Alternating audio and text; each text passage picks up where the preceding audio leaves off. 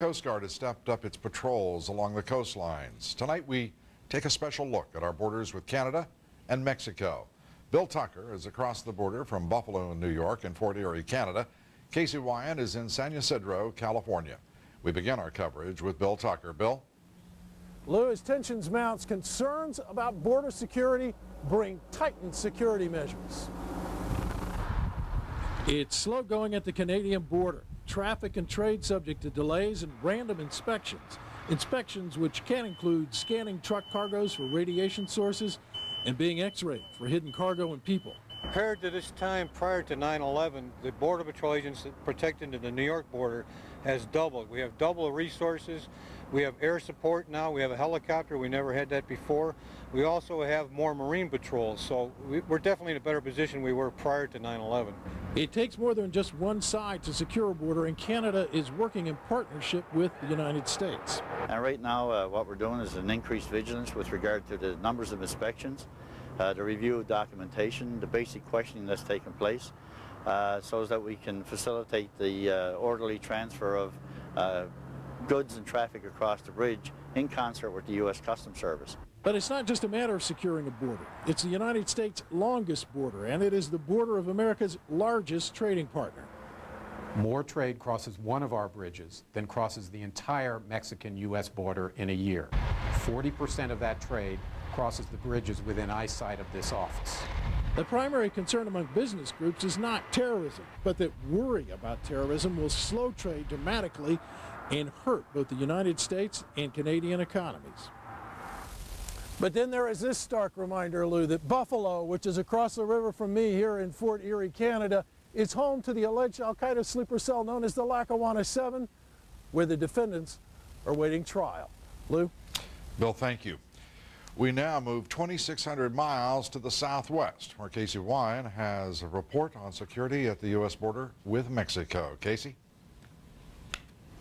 Commuters and tourists crossing into the United States from Mexico are already feeling the effects of tighter border security. It's been too slow, 35, 40 minutes. 35, 40-minute wait. What's it on a normal day? On a normal day, 5 minutes. Why do you think it's longer? For the war. Meanwhile, trucks filled with televisions, clothes, and seafood now get a closer look. Since 9/11, drivers have grown accustomed to drug and bomb-sniffing dogs, X-ray inspections, and detailed document checks. Since the nation's terrorism threat level was raised to orange Monday, they're more frequent and more thorough.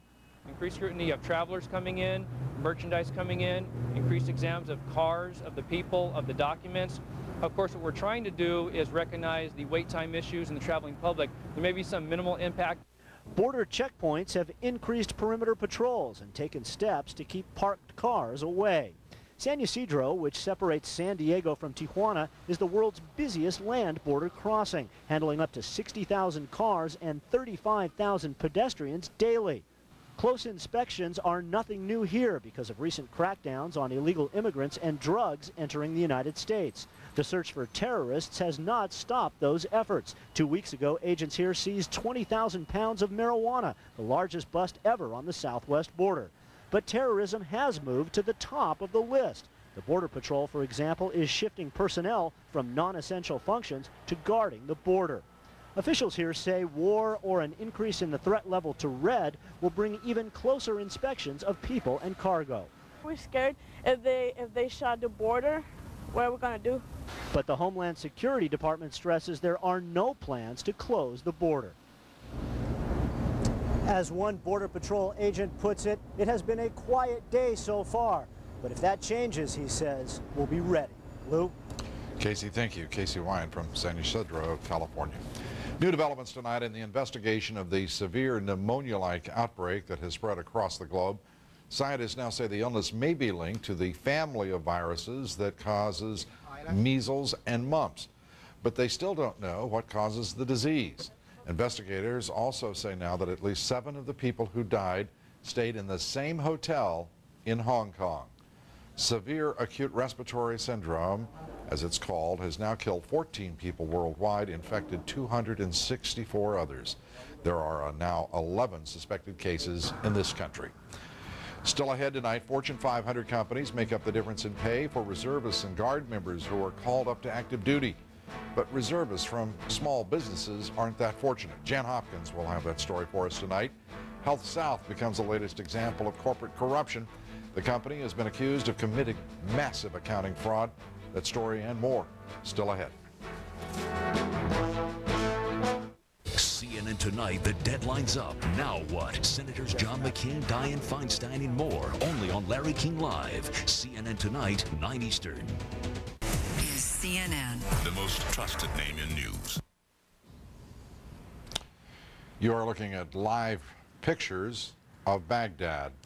Live pictures of the Al-Rashid Bridge in Baghdad. 46% of our military manpower comes from the National Guard and reserves. These men and women leave behind their jobs and businesses when they're called up for active duty. Those who come from small business face additional challenges. Jan Hopkins has their story. Hi there, how are you? Lieutenant Colonel Steve Brozak is on active duty. He is also president of a small biotech research company. The firm had offices on Wall Street until 9/11 forced him to move out of New York. Now he's running the company in his off hours with the help of his West Coast partner. She picks up a tremendous amount of slack, and then my research staff happens to be practicing physicians, so they understand what it's like to work on a tight schedule. Lieutenant Colonel Brozak is lucky. He has nights and weekends off. His assignment is in the Washington office that provides employer support for the Guard and Reserve. Large companies like Pfizer and IBM pay the difference between Guard and Reserve pay and an employee's pay while they're on duty. Small businesses rarely can afford to do that, but a few go the extra mile, including CSI Aviation Services in Albuquerque, New Mexico. They got about 45 people employed. They got one person in that organization that has been mobilized, and even at that small level, they're matching the salary. Jobs are protected by law for those called for duty. They also have access to reduced interest rates on loans and mortgages, and they're protected from legal action and eviction. The Small Business Administration provides loans to companies hurt by the call-up. Reserve and Guard families get help as well. At this Marine Support Center on Long Island, officers cut through red tape and answer questions from the home front. Most guys would rather